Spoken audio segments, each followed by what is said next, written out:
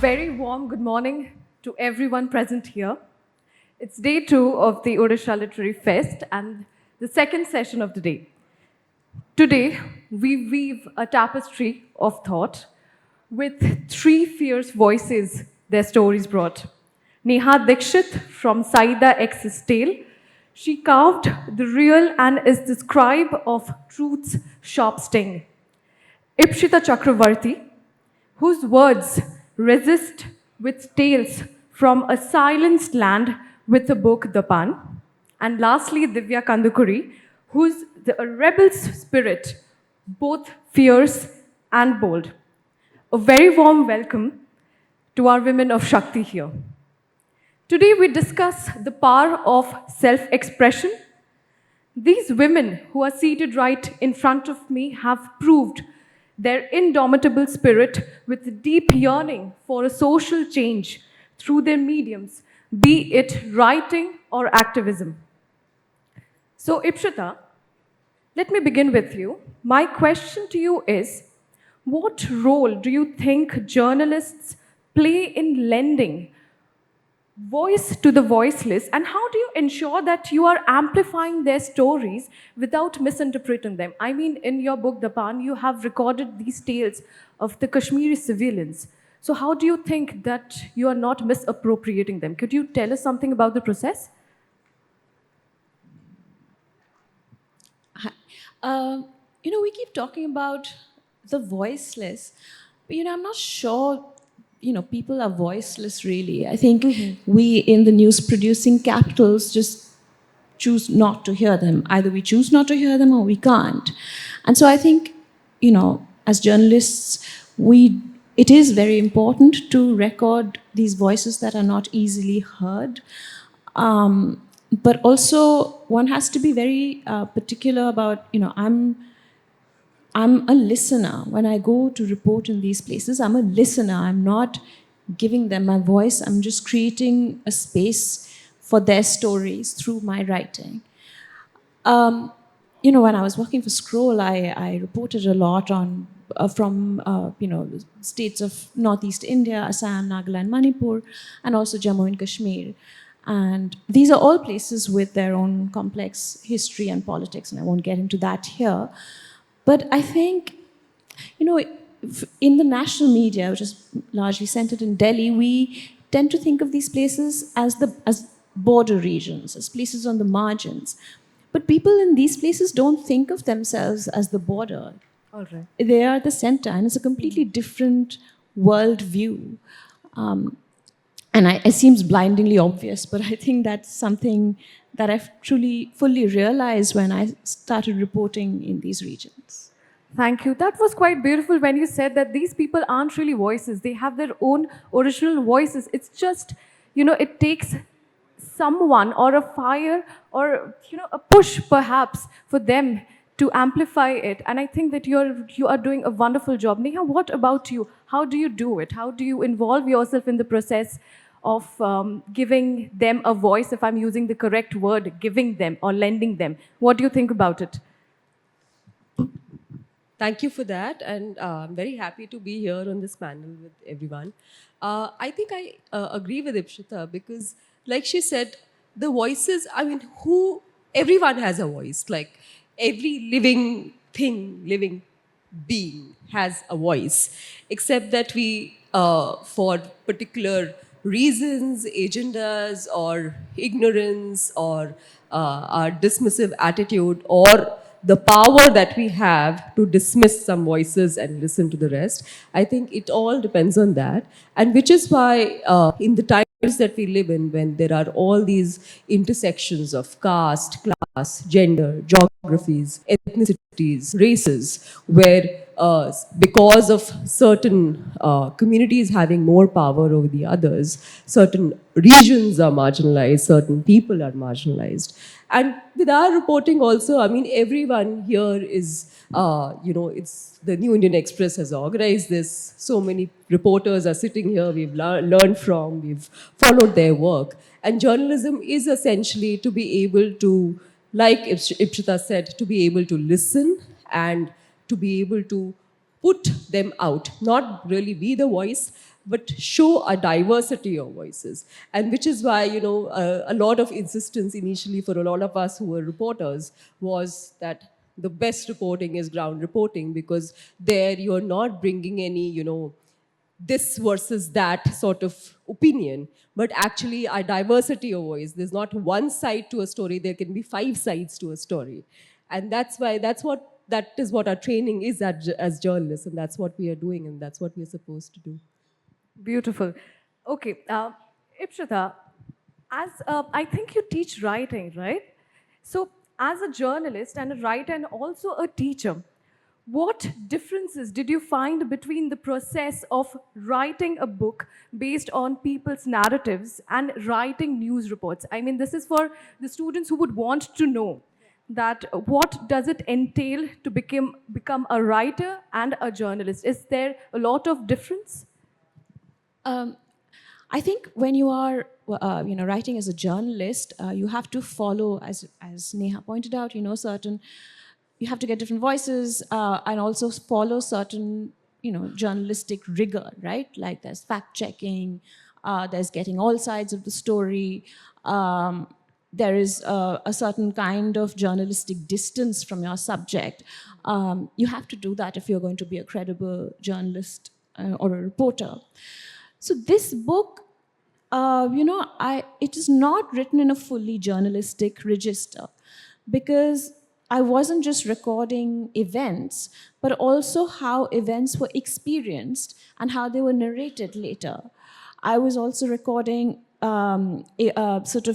emotions, and I was recording, trying to record the work of memory. So, for instance, there's someone I spoke to. He seemed to remember that he had been in a cinema hall in Srinagar in 88 or 89, and he was watching Jaws 2, and there was a bomb blast. And I'm not sure Jaws 2 was playing at cinemas at that time, because I think it came out a few years earlier. And I thought, should I correct this or should I remove it? And then I thought, okay, no, let it be. I'll maybe add a caveat that this is how he remembers it. But, if he associates the start of the armed conflict with this terrifying movie about a, shark that preys on humans, so be it. I think it says something important about how he experienced the conflict. Amazing. Very true. It's quite important to, I mean, was it difficult for you to record these memories?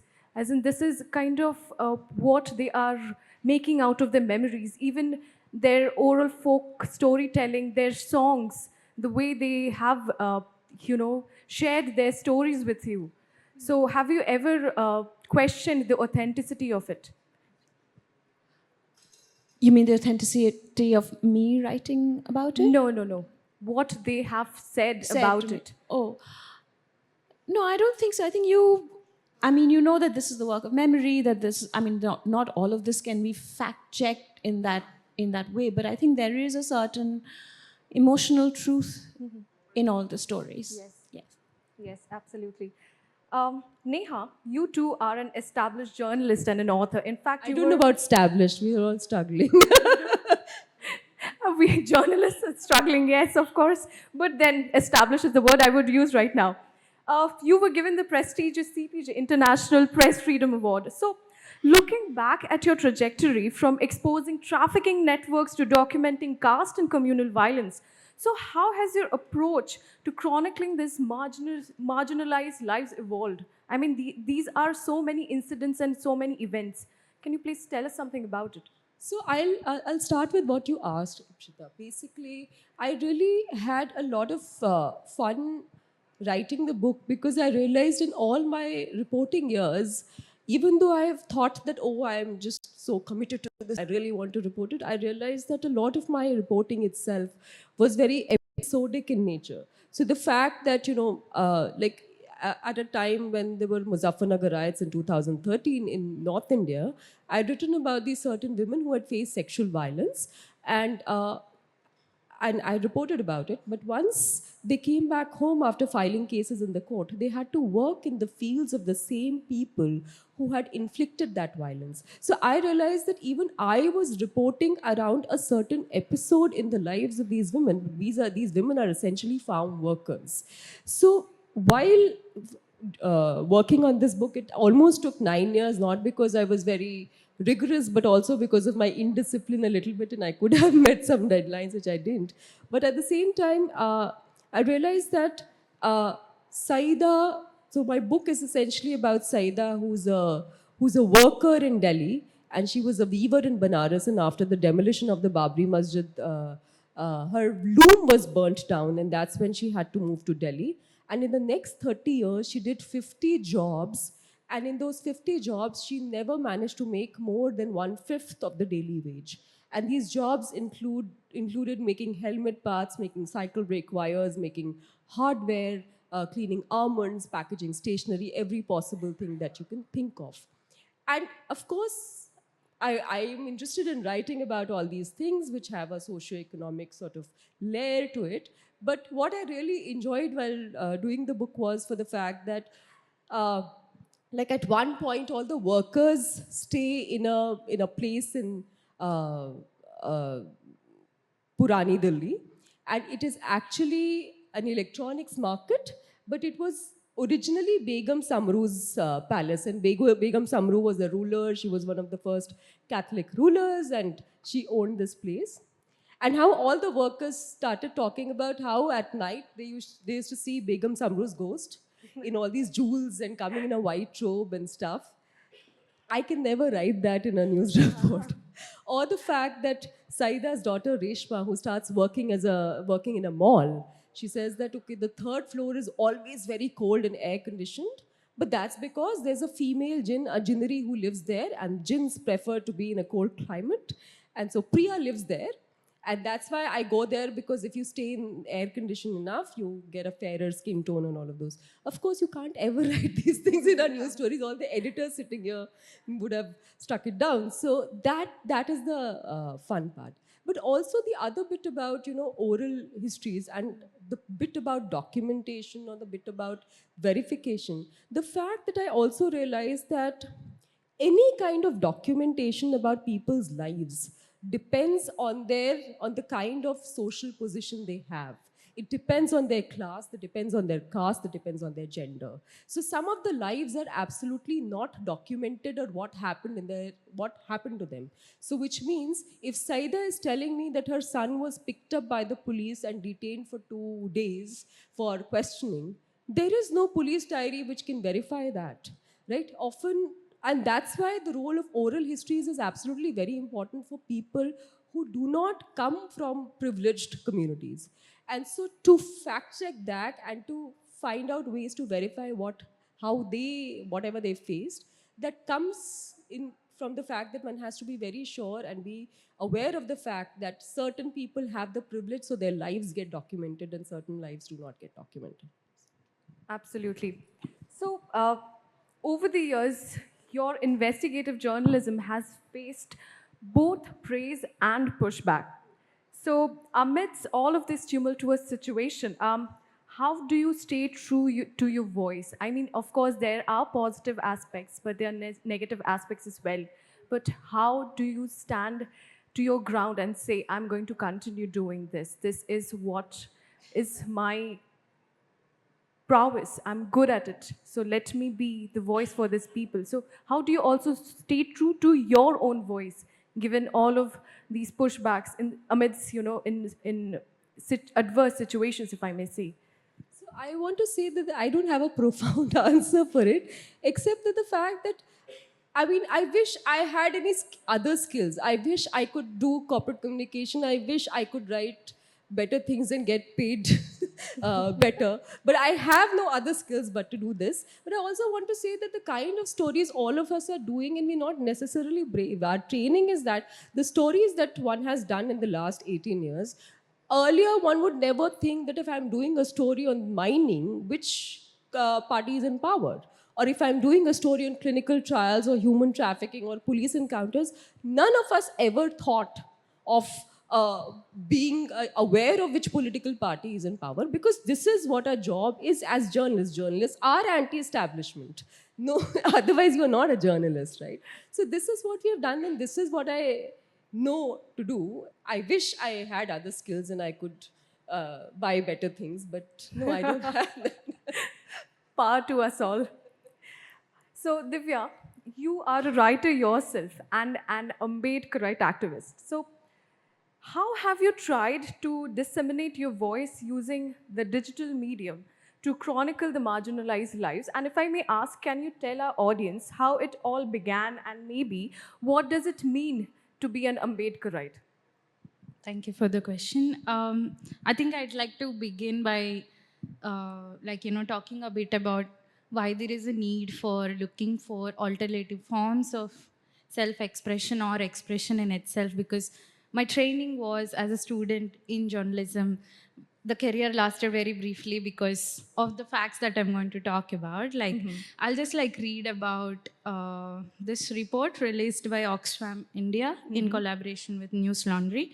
So these reports have been released in two different timelines. The first one is from 2019. So some of the highlights of the report, it's basically the report is about who tells our stories and the representation of caste-oppressed communities in the newsrooms. All right. So one of the key highlights is, I'll just read it out. Of the 121 newsroom leadership positions, 106 are occupied by journalists from the upper caste and none by those belonging to the scheduled castes and scheduled tribes. This is from 2019, and they redid the same study in 2024. To my surprise, nothing, I was not surprised, but nothing has changed over the 5 years. So the new figures are of 218 surveyed leadership positions across print, TV, and digital media outlets. 191 positions are occupied by people from general category, and none of the mainstream media houses had people belonging to SC or ST categories in leadership roles. So nothing has basically changed over these years, and that stays true for Indian newsroom landscape, right? So, and I think that also led to so many people from caste press communities to rethink about building our own media. And I think, as you asked, being an Ambedkarite also means that you have to do movement building, because again, it's not that people have not been talking about their own stories, especially this whole idea of our subalterns speaking, but subalterns have always been screaming and writing their stories, documenting their lives, and have always constantly been talking about their issues. It's just that the mainstream chooses to not look at it, right? And I think this is what, given the rise of Ambedkarite media in itself, using digital media platforms is because of this, because there's no space in newsrooms that are mainstream in India today. So for me, that was the reason to start using, quitting mainstream media platforms and started to use social media platform to talk about the issues that matter to my community. Also to discern the fact that it's not that our lives are invisible. It's not that we are not talking. It's not that we are voiceless. I have never found any community more articulate than the Ambedkarite movement and its community today in India, constantly articulating issues that apply to everyone in the country, right? When we talk about social justice, and Ambedkarites have been articulating this issue as a world that needs to be prejudice-free of all kinds of injustices, be it caste, gender, or sexuality, right? Yeah, and I think the only place to do that was possible because of these alternative forms of media as well. All right. So you're also founder of a mental health collective, the Blue Dawn. So how do you address the systemic trauma that is caused by this caste and gender-based discrimination? Thank you for asking that question. For me, I think this is our 7th year working with the Blue Dawn. It started as a collective, as a support group to support students at central universities who are going through marginalization and institutional casteism. But now it turned into a space where we are articulating what mental health means for people coming from oppressed communities, and also the fact that mental health issues are not individualistic in nature, especially for women, queer people, people coming from marginalized communities. Their mental health issues are the issues lies in the structural inequalities that exist in this country. And one of the main things that mental health landscape does not, or even media landscape does not acknowledge, is that the social fabric of this country is based on the foundations of caste system. Casteism or misogyny are just one of the distinct features of the system that we are part of. Patriarchy and caste systems are the structures that we have somehow made all of our lives, adapted to that system. So it becomes so important for us to articulate mental health not from an individualistic lens, in a way that, there is something wrong with this person's mind, this person is depressed. If there is a suicide that happens in the country, and if that student is coming from SC/ST or OBC community, there would be no headlines about why it is a caste-based issue, but rather the headlines would be about depression, helplines for suicide prevention, why depression, talking about depression is important. But we also witnessed as a country during pandemic, when one such celebrity death happened, and that person comes from a specific upper caste community, and the whole nation paraded how nepotism is the cause of the death. That means we as a society understand that mental health is a structural issue, but we just do not want to acknowledge that when it comes to a person from actual oppressed community, right? So for Blue Dawn, it was really important for us to articulate this in this space. And also, since I work both in the development space as well as the media space, for me it became easier to make this a mainstream discourse in the country, to talk about mental health from a more structured issue and looking at it as a social justice problem. Yeah. What a way to go ahead with such discursive practices. I think there is an imminent need to change the discourse, and thank you, Divya, for doing that. Also, would you like to share with our audience what experiences in life shaped your writings and your activism? So, what could be your message to the younger generation here who also see themselves to become a harbinger of social justice like you? How, I don't know if like I'm a harbinger or not.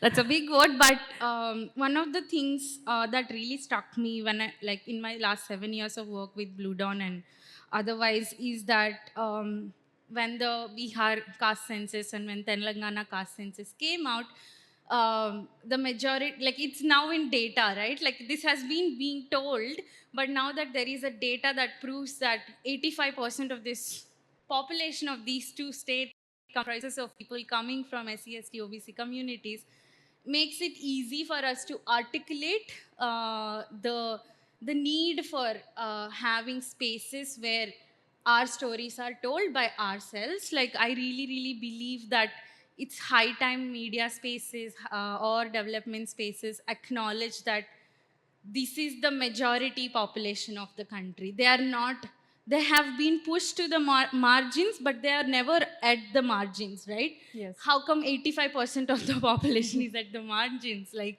they're at the center of this country and they have been articulating their issues. So I think like as a young woman myself, for me, it really had to have this data come out and like, and I'm sure when we get hopefully caste census in the country, it makes it easier for us to see for what is and question where the leadership positions and who occupies these leadership positions, who are the people that are telling our stories, and what it means for us to tell our own stories and not told by others. I think that would become easier. So for me, like I'd just end it by saying that, again, as an Ambedkarite, one thing that Dr. Ambedkar says, which age, date, and organize.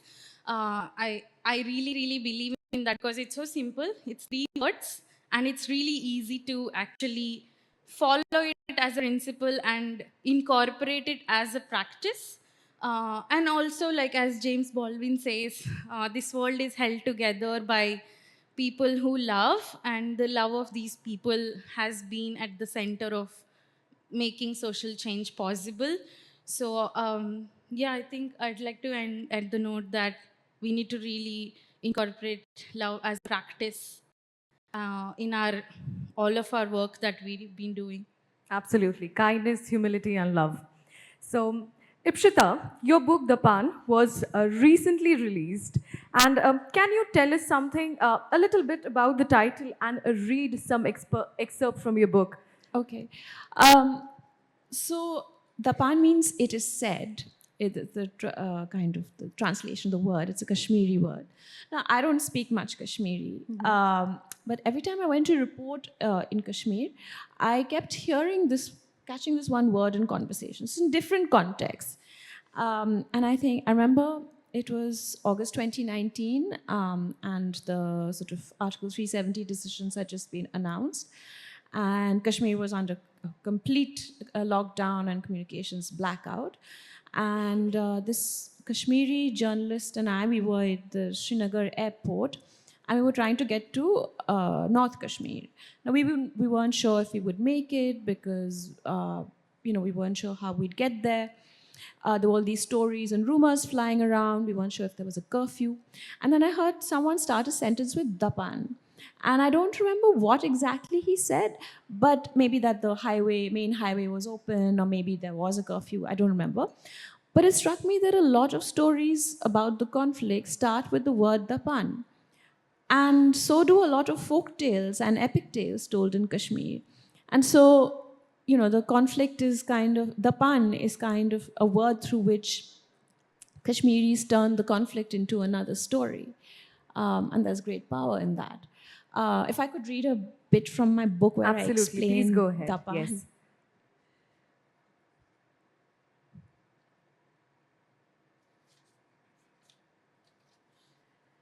Folktales in Kashmir usually start with the word Dapan. It is said a jinn once turned itself into a 7-legged beast that could not be killed, because if its blood fell to the ground, new jinns would sprout from each drop. It is said the serpent prince turned himself human to be with the princess of the earthly realm. It is said you must not answer the call of women whose feet are turned backwards. These are stories of counsel, how to act or not to act when faced with the world. Oral histories in Kashmir, telling the story of an event, an individual or society in the distant past, also begin with Dapan. The word makes a story sound authentic, even as it folds in myth with historical memory. Don't take it from me, the storyteller suggests. These are not my observations. This is what countless others have said before me. Therefore, it must be the truth. There are advantages to the word Dapan, says an elderly history writer in Srinagar, because the storyteller refuses to take responsibility. It is wise to put in caveats when talking about the halat, because one word here or there could be the difference between life and death. It is said, there is a curfew, so don't go out today. It is said, soldiers stormed the village last night and took away all the boys they could find. It is said, the taps of Srinagar are running with poisoned water. Drink at your own peril. Stories of the halat are part fact, part rumor, part fever dream. That does not mean they cannot be true. Thank you. Such a wonderful and lovely poetic flair it has to it. Neha, I would also request you to read out something. But before that, I'm quite curious. The lives of Saida X. What does X mean in the book's title? X stands for any woman who lives like Saida. And I have to say that in India, most of the women are employed in the agricultural sector. But after agricultural sector, most women work as home-based workers, which is essentially in popular parlance known as piece rate workers. So every possible thing that we use, the notepad that I have here, the coasters, the mic, the wires, everything is made per piece and then assembled. And it's the women who do that. That's why it's like that. I'll read a bit, just a couple of lines uh, about Saida's work. And at one point, Saida, when she moved from Benares to Delhi, she started living in Karaval Nagar, which is northeast Delhi. This is from chapter 4, Doorknob. एक और आ गई आकाश नापने. One more has arrived to measure the sky. One more woman has come to measure the immeasurable. When Saida moved to Karaval Nagar, Roopmati said this about her. A few years later, Saida repeated this for Seema, who then said the same for Khushbu. No one remembers the source of this adage, but it continues to be said for every new migrant woman who joins the workforce in Karaval Nagar. Astronomers measure the sky in degrees, minutes, and seconds to confirm if a star has moved closer to the moon. The women workers of Karaval Nagar count the pieces, the kilos, the dozens of things they prepare to measure how close they are to survival. Things that are necessary for a common person's survival: food, snacks, spices, cosmetics, hardware, stationery, garments, automobile parts, kitchen appliances, toys, plumbing material, building material, devotional items, festival goodies. Everything is made and packaged here by women on a per piece basis. Over the next few months, Saida made wooden, metal, and plastic photo frames and was paid rupees 70 for 144 pieces. She then made door hangings, bouquet of plastic flowers, decorative pieces for rupees 60 for 144 pieces. She picked up thread and needlework, was paid rupees 5 per piece, and motifs on garments for rupees 30 per 144 pieces. She finished and packaged school bags for rupees 60 for 144 pieces, and there are many other things that she did. No one knew who decided these abysmal rates for working on these products, but there was no option but to do it. If you didn't, there would be many others who would. Over time, Saida put together a toolbox which she fondly called her Jaduka Pitara.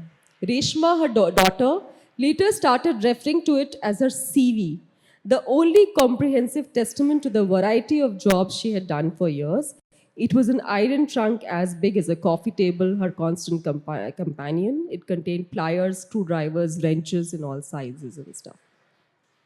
Thank you so much. Since we are running out of time, Divya, would you like to also quickly read something? Yeah, sure. Before I read, I just wanna tell the audience that the importance of again having our own media is also because if you just pick up your phones and do two Google search image searches, it tells why if anyone wants to, you can pick up your phone and do an image search of what kind of images does the Google show you when you type the word Brahmin women versus what kind of images does the Google show to you when you type the word Dalit women. It's a really interesting social experiment to look at because the moment you put Brahmin women in the Google search images, you'll see women wearing Kanjivaram silk saris with gold, lot of gold, mostly bridal look or like portfolios from matrimonial sites. Versus when you type Dalit women, you would see photos from certain NGO reports or news articles or women in groups existing. So it's really interesting to see how even our algorithm keeps narrating the stories or a narrative that is so dominant in this country about certain communities. And I feel like as a woman who comes from a certain social location, I feel like we are just existing and are being and laughing and doing our own work. And it's not just about struggle all the time. So I had written this comic strip for Kadak Collective's anthology called Bystander Anthology. It's called Selavu. It tells the story of a young girl from southern rural South India who goes to Delhi University to study. So in that comic, I've used the poem of the comic is set around this poem of a Telugu Dalit poet activist named Kalikuri Prasad. So I'd like to read some lines from that poem because I think it suits the panel as well. I am the wound of multitudes, the multitude of wounds. For generations, an unfree individual in a free country, having seen the target of humiliations, atrocities,